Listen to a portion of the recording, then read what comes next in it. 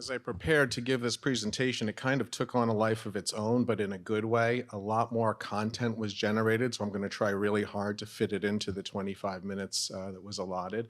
Certainly welcome anybody to come talk to me, my colleague Don, who's here in the second row, anytime during the rest of the conference or afterwards. And even though it might be a little tight on time, I want to take the first moment just to thank the Gardner team for everything they've done to make this possible for our industry for the first time in many, many years. Appreciate that. And Brad, we appreciate your leadership from the technical side. Thank you. So the objective or the initial plan was to do a case study. But when I said it got a life of its own, it turned into a case study, but also a survey of 25 shops that have converted over to a single component electroless nickel from traditional 3 components. So what I've been able to do is not just discuss how that changed operations in their shop, but also then relate it back to the cost per mil square foot in one key example, since that is such an important factor that people consider, but certainly doesn't cover every aspect of what the cost of electroless nickel is.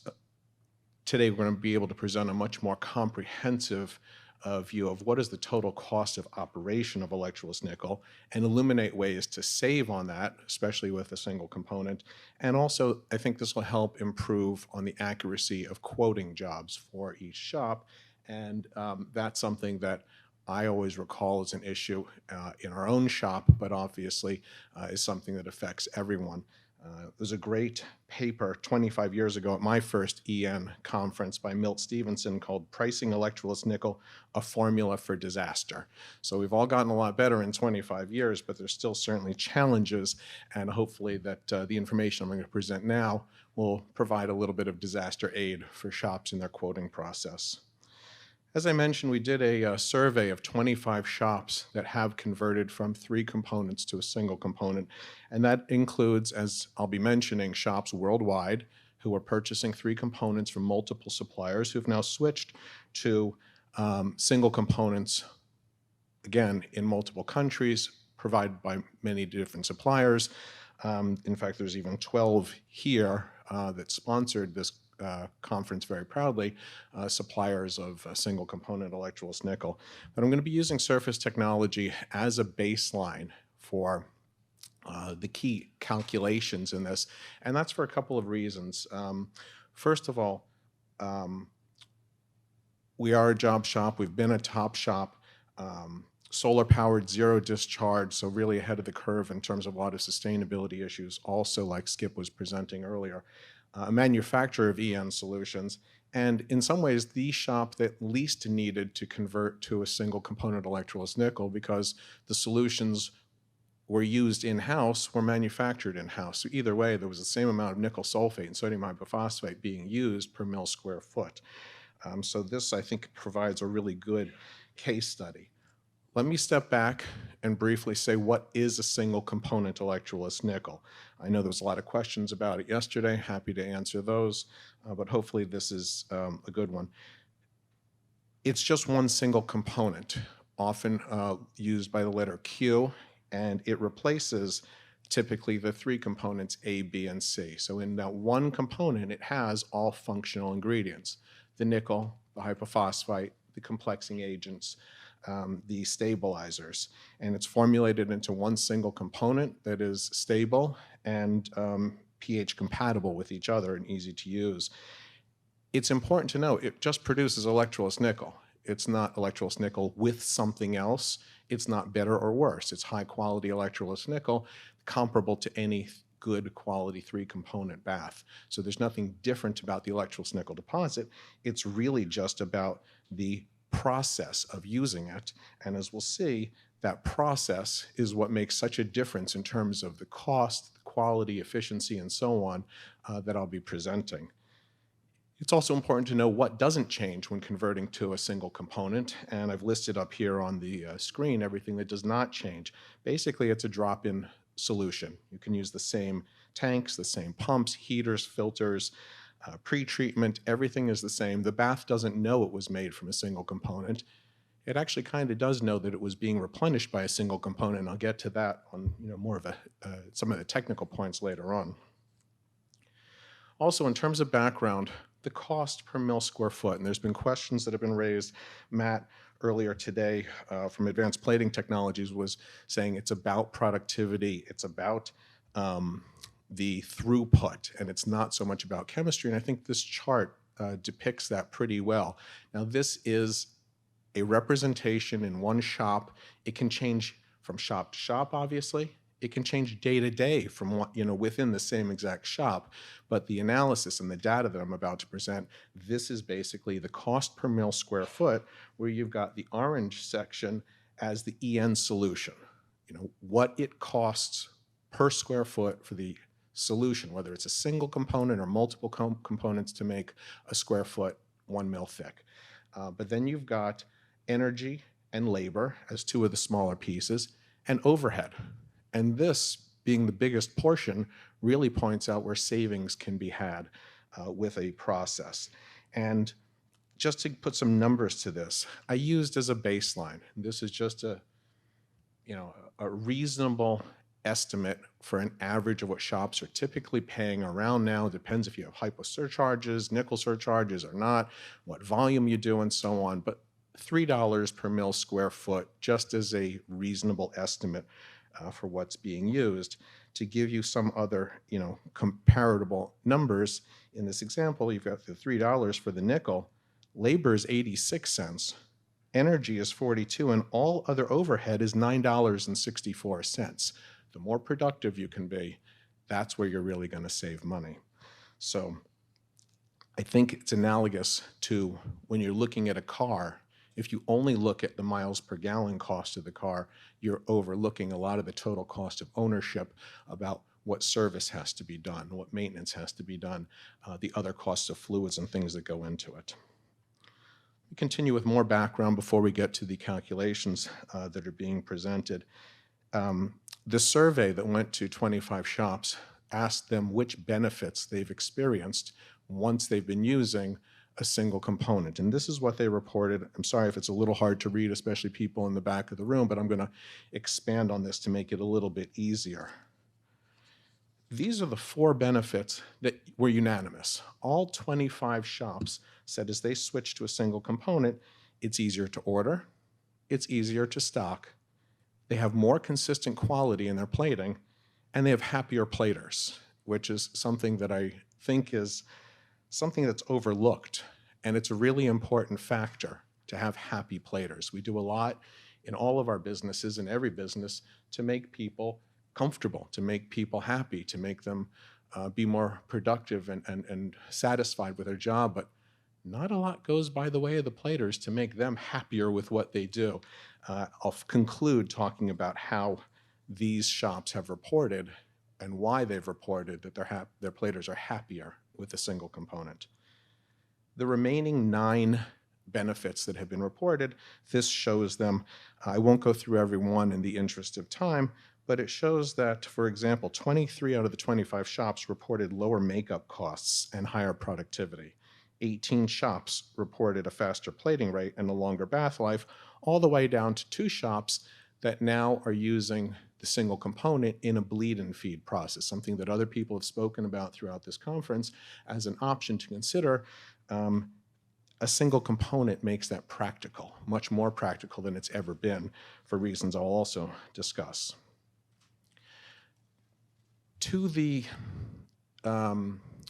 basic baseline, in looking at a shop and looking at a production schedule and what their costs are, the number of hours for the plater, 2 assistants splitting their time, and a lab technician. I don't think it's necessary to go over every number. I don't think we have time for all of that. Again, I'd be happy to review it with anybody afterwards to get into more detail for this case study, but more importantly, your own shop and your own costs and time that are being involved in things. And as you'll see, it's important to know the labor costs and then how you can save on those. But the number that's key is $436 of labor costs per day for the plating shift. What's going to relate to that as we look into calculations more on how to save money in the process is These are the parameters being used: the bath size, the plating rate, the square feet, and so on. Um, what it all boils down to in the center column under 3-component A, B, C is 504 mil square feet are plated per day. So you're going to see the number 504 a few times in the course of this presentation. That's because what in this one example, the shop is plating per day. And so to know what the costs of everything associated aside from the chemistry are, it's important to keep relating it back to the 504 mil square feet. You'll notice then in the other column on the right side, the single component, things that don't change is the bath size, the loading, and the thickness. But everything else that's in green, those are things that do change. There's even some ranges on how they change depending on how the bath is operated, which is key insight on how to save time and money that I'll go over in more detail. So first, I think the most important thing to start with is just the cost of the Electroless nickel itself. And I've already explained that that is something that is hard to change in the course of replenishment because you need a certain number of grams of nickel and a certain number of grams of sodium hypophosphate and a certain amount of associated chemistry to make 1 mil square foot. That's immutable. That's a law of chemistry. It's in the formula, in the equation that you see on the screen. So you're not going to be able to save significantly with a single component per replenishment. However, in the bath makeup costs, there is a significant savings, and that's because when you are making a bath with a single component, it's typically a 15% makeup compared to 20 to 30%, depending if you're using an A and B solution, an M solution, however it is, the volume that you're using is much more. So the cost to make up a bath is typically 25 to 30% less. Chrome Tech in Wisconsin, they were one of the companies surveyed. This was one of the key things that they reported back that they've experienced. This savings, because of the lower cost to make it up, is something that can be experienced even further with a low metal operation. And that is something that I know other people have spoken about, and I think Ambrose is going to be talking about that later this afternoon or tomorrow, I'm not sure. And a low metal operation, there's pros and cons to it. Using a single component makes it more convenient, makes it more practical because of the ease of maintaining the bath. So what you're seeing here is not running a bath at 3 grams per liter. The savings could be even greater if someone wanted to and did 10% makeup instead of 15% makeup, for example. There is one area of chemical cost savings that can be done. And this is where we're going to start getting into the savings per mil square foot, where I relate it back to that with the numbers that I presented for. And that's on the ammonia cost. And I have to say, I've run a plating shop now for over a quarter of a century, but it wasn't until about 2-3 years ago that I actually calculated how much the ammonia is costing us just to adjust the pH of the bath, and was shocked to find out how much it was. Now, more specifically for this case study, it amounts to about 13 cents per mil square foot, just for the ammonia, just to adjust the pH of the bath. So that's significant. Waukesha Metal Finishing, they are one of the shops that reported significant savings on ammonia because the single component they're using that maintains the pH of the bath without additional adds to it. So moving beyond the chemical costs to the factors that I think are more significant, first with labor. And we've calculated the labor cost. I think it was $436 over the course of the shift, but $406 is just for the 9 hours of actual plating time. To be conservative, I focus just on the plating time where efficiencies are most distinct. So that relates to 75 cents per minute. If everybody remembers the old days before Uber and Lyft, there were taxis and you'd see that meter ticking, and anyone who has a plating shop should be thinking about a meter ticking and ticking and ticking, 75 cents a minute. Of course, that's in this exact case study with these costs, but it's going to be different in every shop. This gives you a sense of it. But based on that, it's possible to then calculate and relate back to mil square feet how much you save if you do anything to improve the efficiency of the process from the labor point of view. And in this case, it relates to the plating rate. And Because the average plating cycle per load is 38 minutes with a single component instead of 43 minutes over the course of the bath life, it's saving 5 minutes per load times 9 loads per day is 45 minutes of plating time that's saved just from a faster rate. That equates to 7 cents per mil square feet saved over the course of the day. Valence Surface Technologies, they reported the faster plating rate as well as other shops in the survey as well. Labor savings also counts on the time between loads. And this is one of the things, thinking back to that chart that showed the different parameters where there were certain ranges. And the reason that there's ranges is because there's multiple ways that you can save time between loads.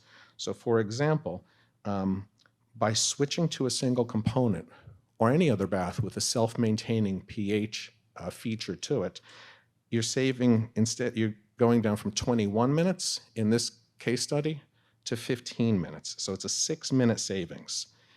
If, in addition to that, you use either a more elaborate pumping system or something as simple as you see on the screen here, which is just a metering pump that can be set to continuously dose the single component into the tank, it can, in this case, it saved 11 minutes per load. You can do the calculations as I've shown on the screen, times the labor time, times how many load changes. There's 8 load changes per 9 loads in the day.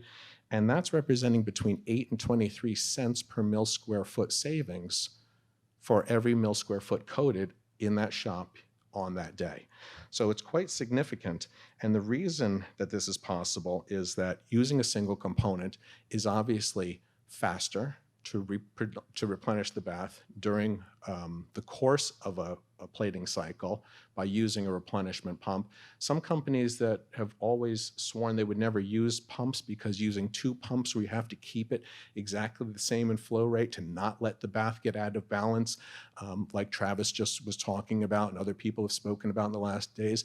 If you have a single component and you have 1 pump, there's no ratio it has to keep up with. If it goes a little faster, a little slower, someone trips over the extension cord and it stops for a while or it runs dry, yes, the bath can go too high or too low, but everything stays in balance, which is really critical. So it makes that much more practical. A plating shop in Canada called Willinga, they've switched to using replenishment pumps like this, just the simple pumps. Other shops that use it with more sophisticated systems where it's analyzing and automatically dosing the bath, they've just shut off 1 pump and they just have 1 pump for the single component. Energy savings.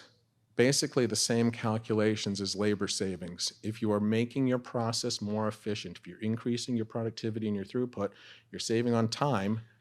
Time is money because of labor and also because of energy. And so the energy costs, I won't go through the whole calculations here in the interest of time, but it shows about 3 cents per mil square foot in energy savings over the course of the day just because of the faster plating rate. And it doesn't hurt to save energy now with prices rising, so it's a double benefit. Also, the time between loads, because of the more efficient use and not having the bath hot and idle all this extra time, you're talking about 2 to 6 cents per mil square foot. The analysis can even go down to pumps and equipment. This is something I decided I would present in a slightly different way, but if you're running the bath more productively, shorter plating time to get the same amount of work done, pumps and other equipment are not running as long. And you can proportionately realize that if you use a pump 14% less over the course of the day, it's going to last 14% longer by shutting it down one day after the other. So it can save, and I like this number, ½ cent per mil square foot. And I don't think anyone's going to make any drastic changes for ½ cent per mil square foot. But when you start to add that up and think about the taximeter ticking away, it's about $5.48 over the course of a day, or $1,400 over the course of the year. And I don't know a shop that wouldn't want a spare $1,400. Quality. This is something that I wanted to address because all shops that were surveyed reported more consistent quality. And Daewoo Industry in Taiwan was one of the shops in the survey that they reported this as their top benefit achieved by switching to a single component. And the reason that people are experiencing higher quality once they've converted to a single component primarily are there's no chance of making a mistake when you're replenishing a bath. You can't add the B component instead of the C component. You can't add too much or too little of either one. So you're adding a single component, everything stays in ratio, and that's very important. The next reason is that there's no violent reaction when you pour the single component into the bath. The pH of the single component is about 6 typically, and a C component is 9, 10, 11. We've all seen that blue violent reaction. It gets to be about 5 degrees more in temperature at that site. I think it was Brad who spoke about it yesterday, and about how when you're putting in the A component and the C component, they have different specific gravities and they go to different parts of the bath and they're not mixed in. In this case, it doesn't matter. It's a kindler, gentler way to replenish a plating bath. Even with the nickel aspect of it, the nickel in the single component has already been blended with complexing agents. So when it's introduced to the bath, it's complexed already, it's less concentrated, so it's not like pouring in a slug of pH 3.0 nickel sulfate into a bath. It's hard to put a price onto quality, and so I just wanted to share some perspective on this. Matthew Kirshner in Products Finishing Magazine a couple years ago wrote the quote that's up on the screen, that even if your profit margin is as high as 50%, and I'm sure there's plenty of shops in the room that would like their profit margin to be as high as 50%, if you have to rerun the part just one time, you've lost all profit for that particular job. I've heard estimates that up to 24% of a shop's costs are the cost of doing rework. I find that hard to believe. Maybe that's a number I heard many, many years ago. It's been stuck in my head. It certainly guides me to cut down on the cost of reworks and to help customers do the same thing. But even if the cost of reworks is just 1% of the shop, and the more consistent quality can help reduce that, then you're saving about 10 cents per mil square foot in this case study with the amount of square feet that was being used. Shipping also. As I mentioned, the single component has a pH of about 6 typically. A C component is hazardous because of its high pH. It requires a different shipping class. The nickel sulfate in an A component is more concentrated than the nickel sulfate in the single component. That also requires hazard class and protect for freeze. So we did an example on shipping. I won't go through the details because it's on the screen, but it's about 27 cents less per gallon for shipping in this example, and that equates to 4 cents per mil square foot. That's 4 cents per mil square foot that can be in your pocket, not the shipping company's pocket. I think I have enough time to breeze through this really quickly. Just like low metal operation is something that is an option, and it's an option that's made a little more practical by a single component because of its ease of use, so is bleed and feed. And 2 of the shops surveyed have actually switched over to bleed and feed for different reasons of consistency, for dealing with zincate buildup in the bath. And there was an article written in Products Finishing in April 2021, Square One Coating in Oriskany, New York, did a case study where they switched over to a single component and did a bleed and feed process. I went back and I looked at the numbers. We didn't calculate it at the time, but they're saving $1.23 per mil square foot on just the material alone. Atella in Switzerland, they've also switched over to a single component and using it in a bleed and feed process and reporting the same benefits that they've had. And the same thing with Square One in Oriskany is that the less waste has saved them 7 cents per mil square foot in terms of disposal costs. And there's a number of shops, there were 6 in the survey, that reported less waste with a single component, including a large Canadian NADCAP shop that we surveyed. Other benefits, I mentioned about the greater efficiency and productivity, and I just wanted to put some numbers to that.